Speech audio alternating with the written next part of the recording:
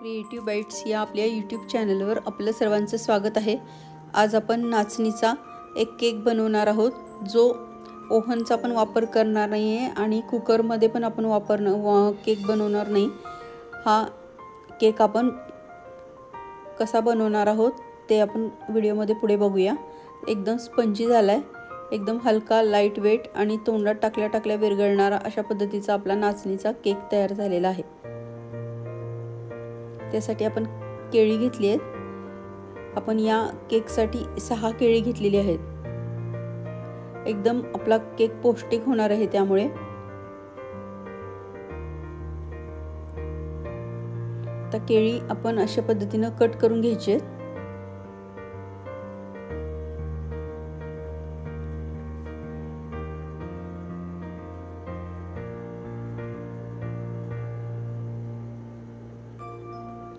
आपण आता सर्व केळी मिक्सरला काढणार आहोत। त्यासाठी केळी घेतली आहेत, 1 कप साखर घेतली आहे म्हणजे 200 ग्रॅम आणि 200 ml दूध घेतले।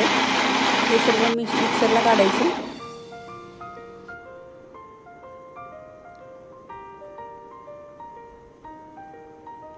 यामध्ये आपण 1 चमचा चॉकलेट पावडर आणि 1 चमचा कोको पावडर घातली आहे। त्यामुळे आपल्या केकला छान फ्लेवर येणार आहे। अशा पद्धतीने आपलं सर्व बॅटर तयार झालेलं आहे। आता आपण याच्यामध्ये सर्व पीठ मिक्स करून घेणार आहोत। एकदम स्मूथ बॅटर तयार झालंय। आता आपण 1 कप नाचणीचं पीठ म्हणजे रागीचं पीठ घेतलंय। हे व्यवस्थित चाळून घ्यायचंय आणि तांदळाचं पीठ आपण फक्त 2 चमचे घालणार आहोत आणि सर्व मिश्रण व्यवस्थित मिक्स करून घ्यायचं।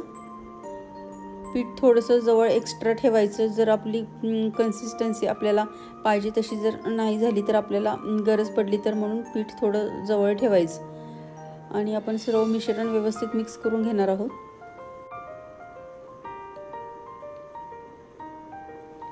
ढोकळ्यासाठी आपण ज्या पद्धतीने पीठ तयार करतो त्याच कन्सिस्टन्सी आपल्याला पिठाची पाहिजे।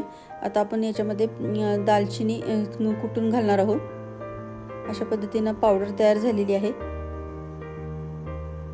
आता ही सर्व पावडर आपण आपल्या पिठामध्ये मिक्स करून बॅटरमध्ये मिक्स करून घ्यायचं आणि व्यवस्थित फेटून घ्यायचं।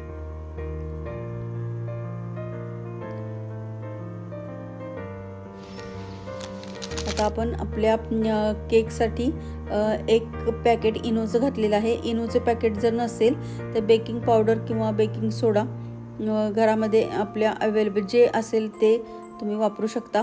अशा पद्धतीने इनोचं 1 पॅकेट घातलंय। आता आपलं पीठ एकदम फ्लफी झालंय। केकच्या बॅटरमध्ये आपण दूध, केळी आणि नाचणीचं पीठ घातलेलं असल्यामुळे आपला केक एकदम पौष्टिक होणार आहे।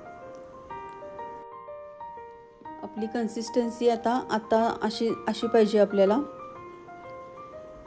एकदम परफेक्ट आपलं पीठ तयार झालेलं आहे। आता आपण स्टीम करणार आहोत आपला केक। त्यासाठी आपण ढोकळ्या पात्रामध्ये पाणी घालायचे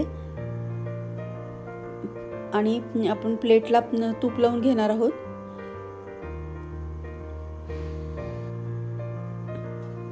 तूप लावल्यामुळे आपला केक खाली चिकटणार नाही। अशा पद्धतीने आपण सर्व पीठ टाकायचे। जर या एका प्लेटमध्ये जर पीठ मावलं नाही तर आपण दुसरी प्लेटला पण तूप लावून अशा पद्धतीने पीठ त्यामध्ये घालून आपण आपला केक तयार करून घेणार आहोत। या पद्धतीने तुम्ही जर केक बनवला तर तुम्हाला कुकर किंवा ओव्हनची गरज पडणार नाही आणि कमी वेळेमध्ये झटपट आणि एकदम स्पॉन्जी केक तयार होतो। आता आपण 20 मिनिट लागलेले आहेत आपल्याला हा केक तयार होण्यासाठी। आपला केक झालाय का हा चेक करण्यासाठी आपण सुरीला तूप लावून चेक करून बघायचं। जर सुरीला पीठ लागलेलं नसेल तर केक आपला खाण्यासाठी रेडी आहे।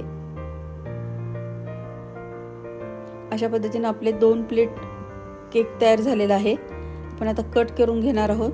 हा केक मुलांना डब्याला देण्यासाठी, चहा बरोबर खाण्यासाठी, ब्रेकफास्ट म्हणून अतिशय पौष्टिक केक तयार होतो।